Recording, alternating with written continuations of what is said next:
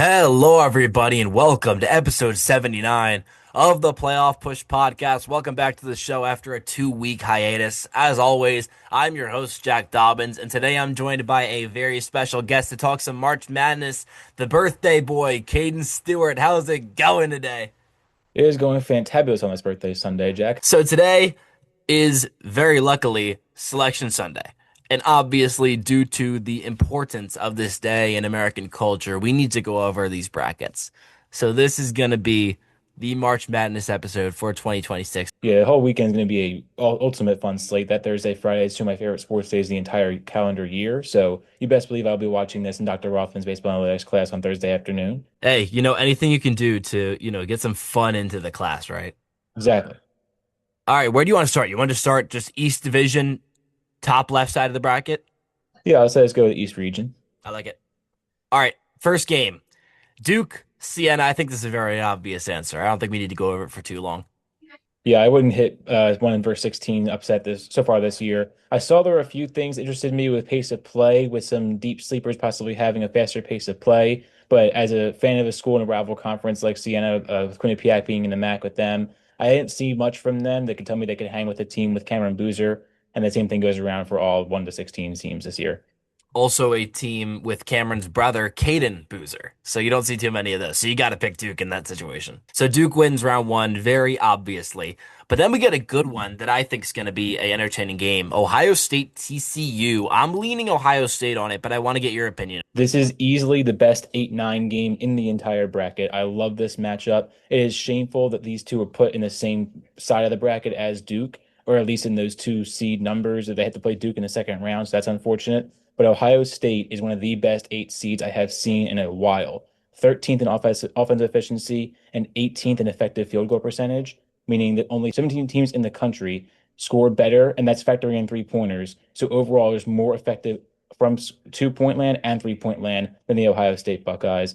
They also have a major advantage in free throw percentage, which I very much like in close games, going from 22nd in free throw percentage to 244th for TCU. That is a major advantage in what should be a close game. I always take the team with a better free throw percentage in these close ones. So Ohio State, I think, takes it by around like a 4 to 7 point range.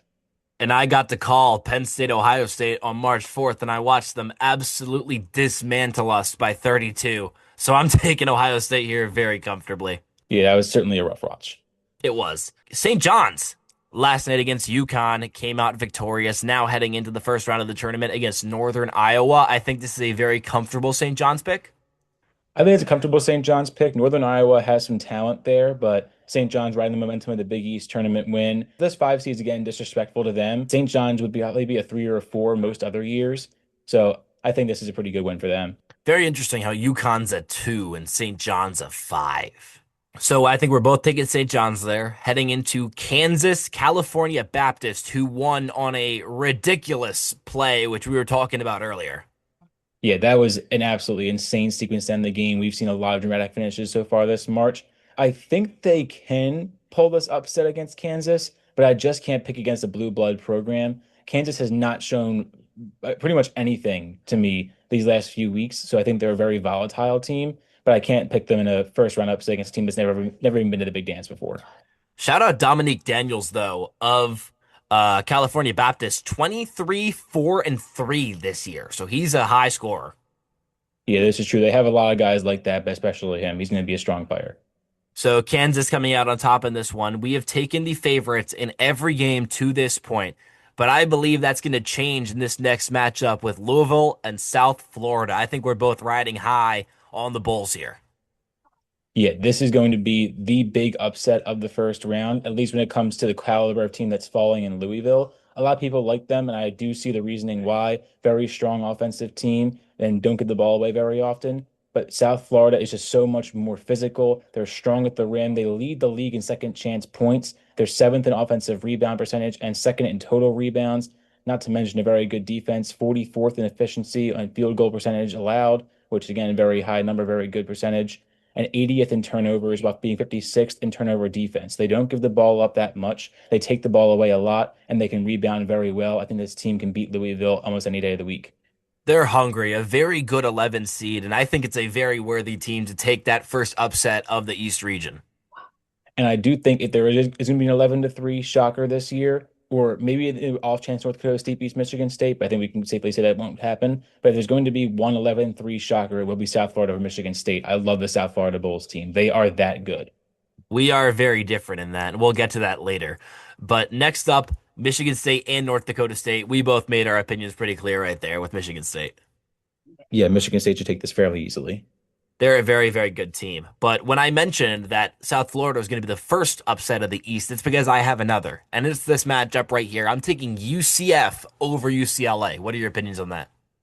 I like it, to be honest with you. I don't think that UCLA is as good as a lot of people say they are. I don't think their head coach is that good either. I'm going to call out Mick Cronin by name. He just seems like he's been trying to get fired almost every week. There's a new thing. So, as good as their talent is, I can't see how if I was a player on that team, I'd be able to play to my full strength when my coach is just not good, yelling constantly, causing problems. I don't think UCF is all that either. I think this is a battle of who gets beaten up by UConn the next round. But I would not be shocked to see UCF pull this off. I'm going to go with them because my gut tells me to. But UCLA, with their talent, could certainly beat them out. But it's going to be a very close game. It's very tight. I think it'll be a good one. I think they're both very competitive teams, and I like your point about UCLA's coach, but they only beat Penn State by 11, and I think that's a red flag heading into this tournament. This is true. And then the final matchup of the East, we both just mentioned it on how it's going to be a beatdown in the second round, and that's UConn over Furman, and I think this is a pretty, easy pick to make. Yeah, Furman had a magic against Virginia, but it's not going to be the same. A lot of that team has since moved on, either graduating or transferring. UConn is still there. They have a great coach in Hurley. They're going to make a good run. You want to head to the South, the West, or the Midwest next? Let's stay with the South. Prairie View was a fun story, but again, 1 versus 16. I can't pick a 16 here against the top tier team in Florida. Yeah, I see the word Florida, and I immediately just hit the button. Yeah, defending champs too is a good title to have. And we were talking about earlier the big injuries heading into this tournament. One of those injuries is Carter Welling of Clemson. Heading into Clemson, Iowa, I am taking the Hawkeyes. As am I. I like this Hawkeye team. Clemson very strong with the also you said injured. That's going to cost them a lot. Iowa though, 249th in effective field goal percentage defense. That scares me a little bit. So I think this could be a higher scoring game. That being said, they're way better from the free throw line, 33rd compared to 182nd for Clemson. Mm. That helps me out a lot there, and way better in the effective field goal margin on offense. So while their defense might not be that good, their offense makes up for it, 15th compared to 120th in that metric. So I like Iowa here, but it's going to be a high scoring game. It's going to come down to who makes the fewest mistakes toward the end. I couldn't agree more. I think it's going to be a very high scoring bout, but whoever it is probably going to have a rough time in Florida in the next round. But heading to the next game we have in this first round, Vanderbilt versus McNeese State, a team that I'm so happy to see back, but unfortunately, I think they're going down to the Commodores. I do. McNeese State screwed me 2 years ago, so even if they were like an 8-9 line, I still have that personal beef with them. But even as a 12-5, I don't see them beating a team that went to the SEC championship game this year. They had a great run, falling to Arkansas earlier today on the Sunday that we're recording the episode, but Vanderbilt's a strong team. I don't think they're a championship contender like I've seen some people put them as a deep sleeper, but I think they're good enough to get a Sweet 16 position. I would definitely beating McNeese State fairly easily. Something interesting is that game is an 11.5 spread when the other 12-5 games are 7.5, 9.5, and 11.5. So they're up there with St. John's, Northern Iowa as the widest spreads among the 12-5 matchups. Yeah, I definitely don't like the line that much, especially considering the 12-5 upsets that we've seen in the past. I feel like Sportsbook should have it a little closer. We'll see how much that moves with how much money in the popular side goes. Because McNeese State, obviously, with Arcon there, that's going to be a big popular play. So we'll see how that line shifts, but definitely an odd opening line. Yeah, definitely keep an eye on that line as it continues to progress towards game time.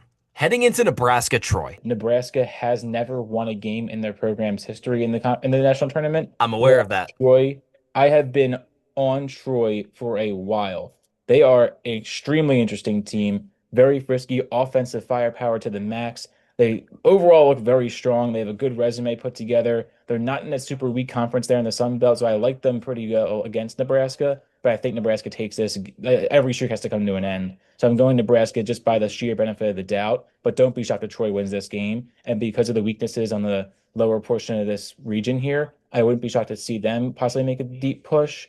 but I think Vanderbilt takes that care of them next round fairly easily as well. The spread is 13.5 for this matchup, but Troy has two guys averaging exactly 14.8 points per game. So again, they can put points on the board as an overall squad. Point spread across different players is always important. You want to make sure you have guys that can score on all facets of the game and they aren't going to be limited in either way. Now, this next matchup, I don't know if it's because I grew up a Duke fan, but when you see UNC VCU, and this is a very, very competent VCU team, I'm taking the Virginia Commonwealth University guys here. I'm taking VCU over UNC. I want to go UNC, but with Caleb Wilson's injury, putting him out for the tournament, it's just hard to pick them. Wilson's by far their best player. He was their offensive strong point. He's the guy that's got to show up in the games that they're going to pull off a big win. And while beating VCU wouldn't really be a big win, it still would be something to keep an eye out for. I think VCU is a very underrated team. I had them winning their first round game last year, so I've been high on them for probably the last calendar year. But as good as North Carolina has been this year, they're going to take a major hit without Caleb Wilson. And VCU's overall been strong. They're top 65 in defensive efficiency, offensive efficiency, effective field goal percentage on offense and defense. They're a very well put together team, very slept on. So I'm going to go with them on the upset, but solely because of the Wilson injury. Yeah, losing Wilson's probably the biggest injury in this entire tournament. Wilson was averaging 20 points a game and 9 rebounds per game, so that's probably the biggest loss we'll see in the entirety of March Madness for a team like UNC. Yeah, and one more thing I want to touch on with this game. I keep mentioning it over and over, the free throw percentage. VCU is 13th in the nation in free throw percentage. UNC, even with Wilson, 319th.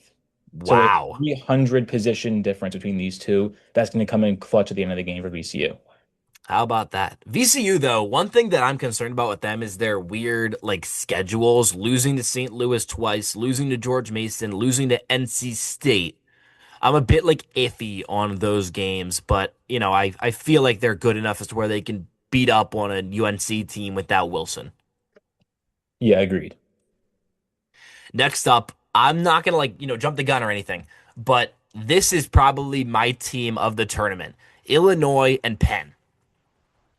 I love Illinois, and I audibly yelled when they got put with Penn because I love both of these teams. I hate this matchup. I genuinely believe whoever wins this game, no matter who wins the UNC VCU game, will be a Sweet 16 team. This is a crazy good matchup.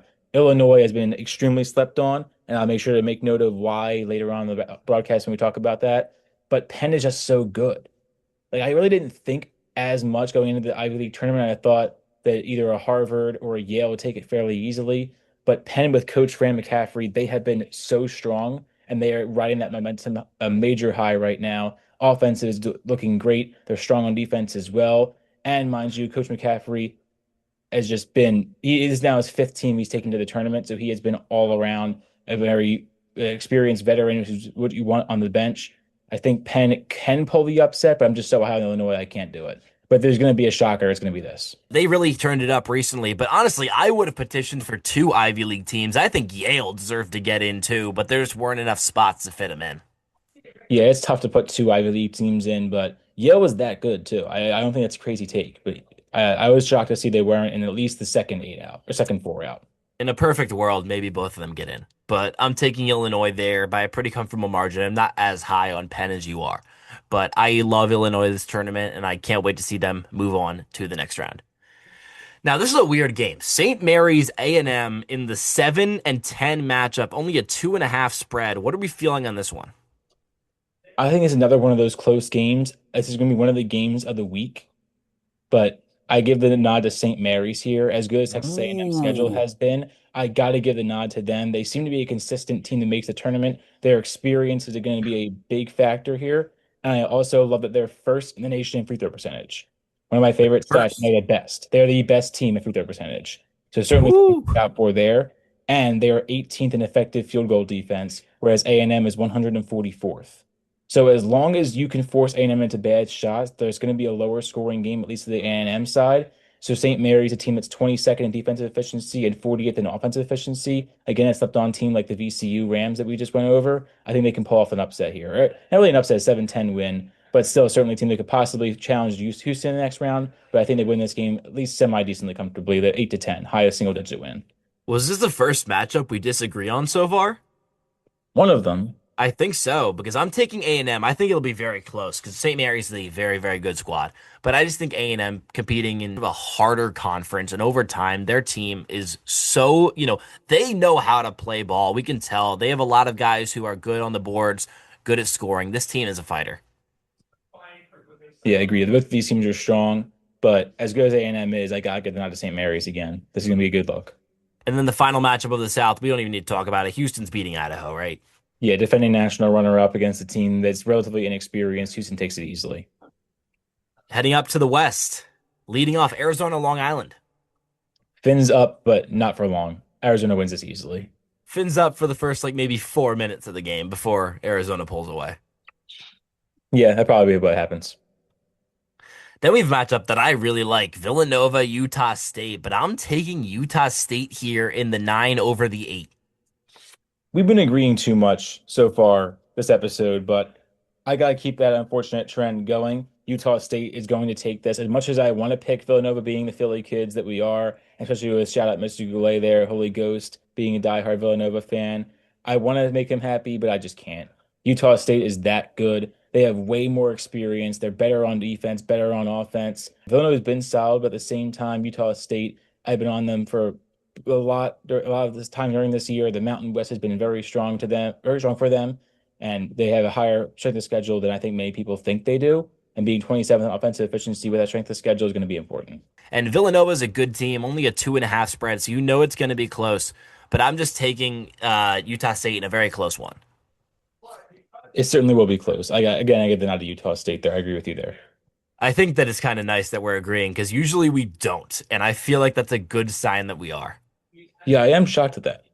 However, this next matchup, I feel like if I remember properly, we're going to disagree once again. Wisconsin High Point. I'm going Wisconsin here, but I know you're very high on High Point. Yeah, this is one of my top upsets for the first round, which 12-5 doesn't seem that crazy, but I'll get into why I think this will be one of the top upsets and not many deep sleepers this year. But that being said, High Point, 45th in effective field goal percentage, again, a strong stat to have, fifth in turnover percentage, which I think is Wow. extremely important. They hold on to the ball well, and they're sixth in turnover defense. So they are a top 10 turnover team in the country. If Wisconsin makes some mistakes, and I think High Point can force them into just that, they are going to be a team to look out for. I think they're not going to be an elite team to make a big run, but they certainly can make a push against one of these teams in the second round. And the one thing I look at and don't like about Wisco, they're 24th in Evan Maya's opponent adjustment ranking, which I very much like because that means that they are not good against teams that are inferior, but very good against teams that are better. So if they're able to Hmm. beat High Point, I could see this team making a run, but they are so boomer bust. I got to go with the team I've had my gut feeling on for a while, and that's High Point. Yeah, High Point's very good in the fact that they don't give the ball away and they take the ball away a lot. But I just can't, bet against Wisconsin here. They're a strong program, obviously in the Big Ten, having a ton of representatives in this tournament. And they fought, even in the Big Ten tournament, putting up some great numbers against some really difficult teams. I'm taking Wisconsin here. I'm gonna go like maybe a 7 point margin. I don't hate that, but I think it's gonna be a closer game on the other side, about 2 to 4 point margin in favor of High Point. Hey, only I think two disagreements through all over two sides of the bracket. I'll take it. Mhm. Next game, Arkansas, Hawaii. Give me the Razorbacks. Yeah, I think Coach Calipari in March, as much as he's been hated on a little bit for his history, he's still a veteran coach. He's coached at blue blood programs like Kentucky. I like this team a lot, so I think they're going to take out Hawaii fairly easily. As much as I like Hawaii, I want to see the Rainbow Warriors succeed, but Arkansas is just that good. Another one of the programs with a veteran head coach, and those are always going to be important, especially for a college sport. I agree. Next matchup, the Battle of Doom and Despair in the 6 versus the 11. BYU against either Texas or NC State. This game is gonna stink. Yeah, I do not love this matchup for either side, though I do want to point out one interesting trend. And much as I like to say that past performance is not indicative of future results, at least one first four participant has advanced to the second round in 12 of the last 14 tournaments. So I do Mm. like their chances here, meaning Texas. I think they're the best first four team that we see. So I believe that they can knock out BYU. It's going to be a rough matchup. I don't see either side having a clear advantage. So it's a true toss up in my mind. So I go with that trend as my gut feeling. I'm taking the 11 over the 6 here in Texas. Wow. That being said, if NC State happens to upset them, I will go with BYU. but I like Texas in the slight matchup. There's a little bit of Interesting. Interesting. We all know that Richie Saunders' ACL exploded on Valentine's Day. So that was a big loss for BYU. And I assume that's a pretty big reason why you're taking Texas over them, correct?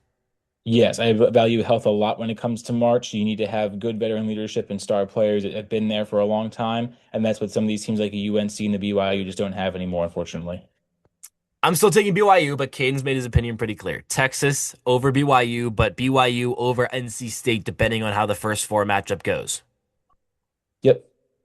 Next up, Gonzaga versus Kennesaw State. Kennesaw State, the team of the hour this year. They've been very weird across all of their sports, but I think we're both going to go Zaga here.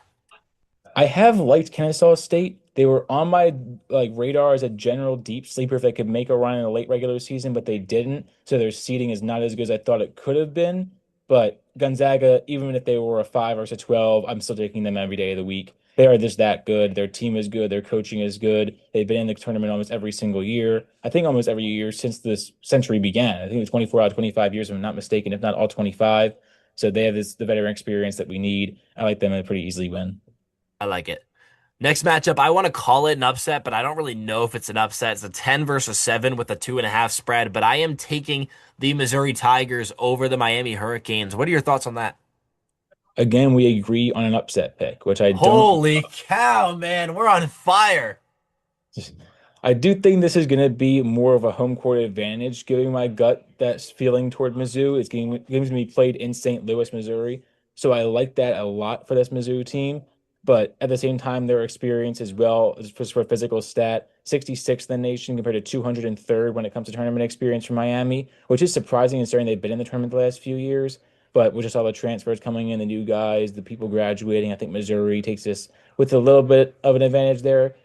And then for offense and defense, both strong in each category. Neither side has a clear advantage here. The one weakness between each team has been effective field goal defense. So I think this is going to be a higher scoring game, definitely taking the over hypothetically, but Missouri should win this. I like it. Just for the record, I just want to put this out there. Neither of us saw the other's bracket. So when I say that I think Cayden's high on a team, it's just because he's been like insinuating towards it over the last 2 weeks. But neither of us saw the other's bracket. So the fact that we're agreeing on this much is actually concerning. I have had a few 2 a.m. messages to you. Hey, I like this team. And that's going to be especially with the next pick here. That's about it. You have mentioned this, and I do not know how I feel about it because I have them going down in the next round, but you might have them going down this round. Purdue versus Queens. Chris Ashby is Jack Golke. These two are the Whoa. exact same player. Chris Ashby has 49 two-pointers this year and 291 three-pointers. He does not do anything besides let it fly, and he lets it fly in the biggest moments. He gets his team that was a 60 in their conference tournament all the way to the big dance. He was the ASUN preseason player of the year. Remember the name Chris Ashby. If there will be a stunner, and I think there will be this year, just this one, I'm not going to bet my house on it. But Queens over Purdue, watch it happen. I had a feeling it was coming in, and obviously nobody dislikes Purdue more than me, and I'm gonna have them bounce in the next round, but I'm really excited to watch that Queens Purdue game considering the 24.5 point spread. Yeah, that's an easy cover for Queens. Even if I thought they were going to lose 24 and a half against a team that like Purdue that has been notorious for choking when it matters most, there's no way I'm picking that team to cover a 25-point spread. And just to build off like some real stats, you're not just the Chris Ashby to Jack Oakey connection. Queens has 6 players averaging double figures this year. That is going to be extremely important when it comes to these bigger games. They're 15th in effective field goal percentage, which coming from an ASUN team is absolutely incredible, and only 54th in turnover rates. They hold onto the ball well. They shoot effectively. They have guys that can score from anywhere. If someone goes down, they have 6 more that can back them up. It is crazy the depth on this team. The six man of the year is averaging 10 points and multiple rebounds and assists per game. It is just absolutely insane to me. So as good as Purdue is, Queens is the team that's best built to knock them out. Watch it happen. C-Stu predicting a 15 over 2 upset, so keep an eye on that one. It's going to be a fun one. Now to the final region for the first round, Michigan versus UMBC or Howard. I don't think this will matter that much. UMBC, known for being a 16-1 shocker over UVA in what I believe was 2018, maybe 2019. but Michigan is better than that UVA team. They're one of the best number one seeds of all time. I think Michigan takes this easily. Yeah, unfortunately for UMBC, Virginia's all the way down the region, so they're not matching up with them this time. I agree with you. Michigan's taking this one pretty comfortably. Now, Georgia St. Louis. You were high on St. Louis for a very long time, and I have a feeling you're going to pick them here. I'm taking Georgia, but I have a feeling you're taking St. Louis. My smile continues to grow for St. Louis. The Billikens with a rough ending to their Atlantic 10 tournament run, but they are still top five in the nation in effective field goal percentage, offense and defense. The only other team to fit that build is Michigan. So they are an elite company of Wow. Michigan Wolverine team. And I will say, I have got this tip for St. Louis from the man himself, Joe Lenardi, just last week, visiting my campus here. Shout out to Professor Nick Petroskevich if he's able to watch this episode. He hosts what is your story podcast here at QU. Had Joe Lunardi on. I got to talk to him a little bit. He is a great guy, highly recommend. And he told me St. Louis, so I am sticking with my guns there. St. Louis. They're better on offense and defense than Georgia. Not to mention with more experience there, although not much experience compared to other schools, but still more than Georgia. And they're 211th in effective height, which is one of my favorite stats. So certainly interesting to watch there with Georgia being a little higher on the other end. That's my one weakness for St. Louis, 211th compared to 43rd for effective height. But I still like this matchup a lot for the Billikens. We'll see And how it goes. it pains me that they have to play Michigan the next round because I would have loved to pick them in a 9-1 upset. I was hoping for an 8-1 as well, but the seeding just not going in my favor there with the Atlantic 10 early round exit. But the fact that they have to play Michigan brings a tear to my eye. Man, what could have been for Caden's bracket if it wasn't lined up like this? Yep. Next up, Texas Tech Akron. This is the story for me of the Midwest region. JT Toppin is out for the tournament. I'm taking the Akron Zips. This is an interesting play for me because I think Akron over Texas Tech, as well as Hofstra over Alabama, are very easily pickable games. And I think that any one of those four teams has the opportunity to be a Sweet 16 team.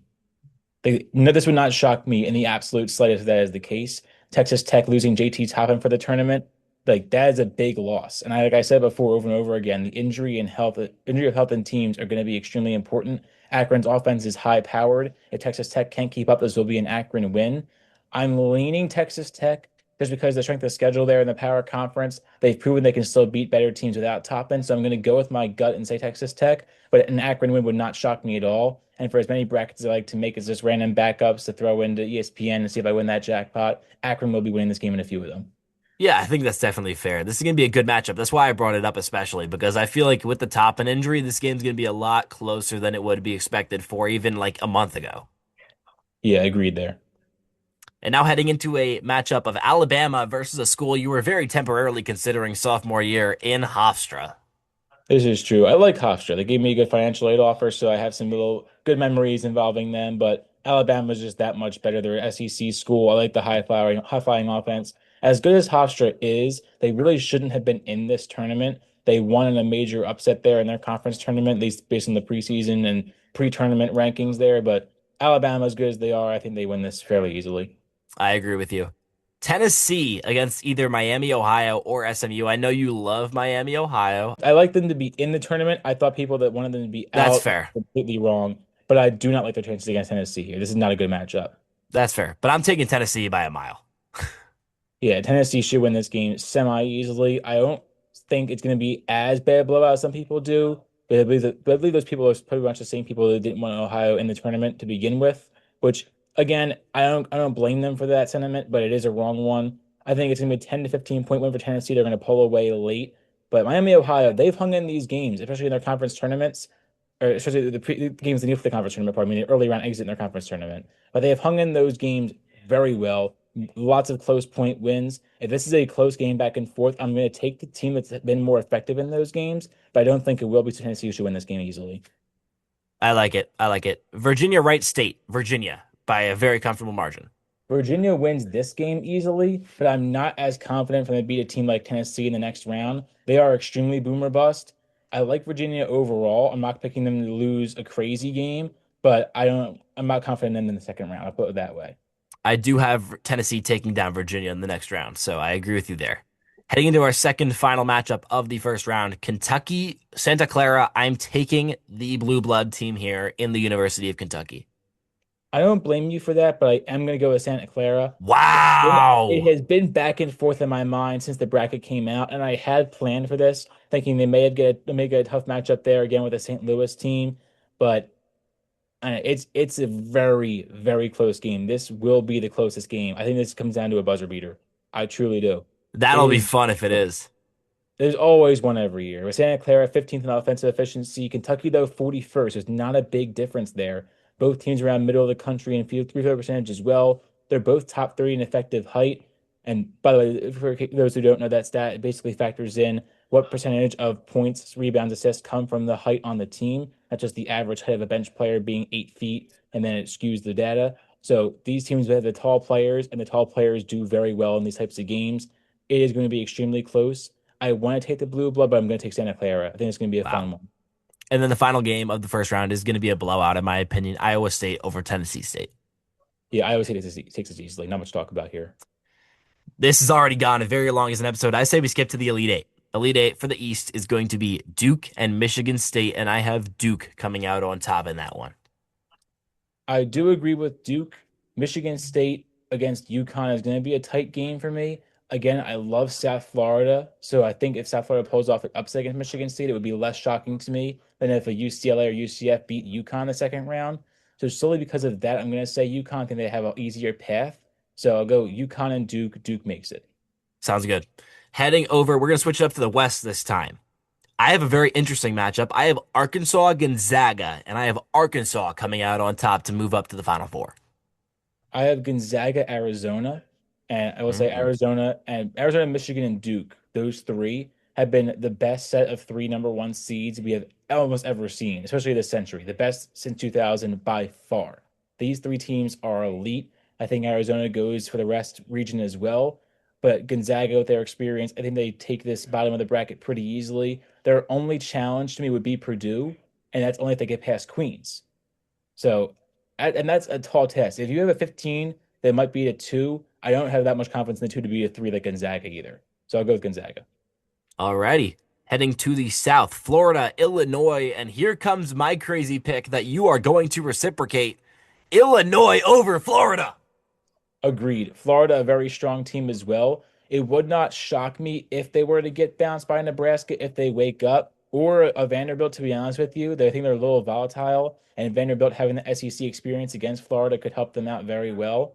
But I do think Illinois wins this no matter who they play. There's probably five or six teams I could see legitimately making the Final Four out of this region. This is a stacked region that people don't talk about enough, at least in the early goings here, with the bracket being out for the last few hours.